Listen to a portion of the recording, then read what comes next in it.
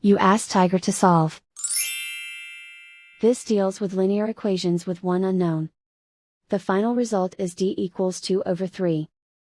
Let's solve it step by step.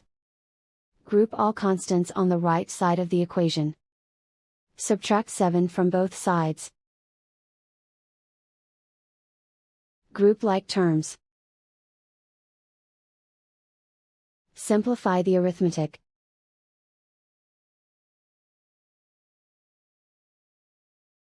Isolate the d. Divide both sides by -6.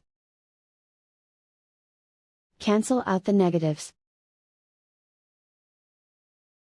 Simplify the fraction. Cancel out the negatives.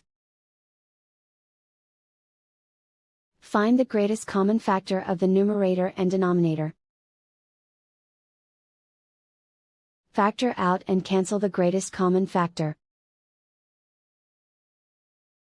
And so the final result is d equals 2 over 3.